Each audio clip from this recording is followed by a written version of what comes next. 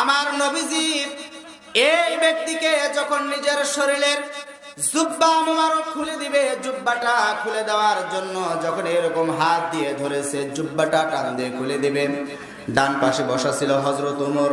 হযরত ওমর আমার রাসূলের এরকম হাতখানা চেপে ধরে বলতেছে, ইয়া রাসূলুল্লাহ আপনি কি করেন? হযরত ওমর নরম মানুষ না গরম মানুষ? জোরে বলেন কি মানুষ? গরম। হযরত ওমর ফারুক রাদিয়াল্লাহু তাআলা আনহু গরম সাহাবী ছিলেন। ইয়া রাসূলুল্লাহ, ইয়া হাবিবাল্লাহ, আপনি কি করতেছেন? আমার নবীজি ডেকে বলে, ওমর রে, আমি আমার জুব্বা মুবারক এই সন্তানের বাবার জন্য খুলতেছি।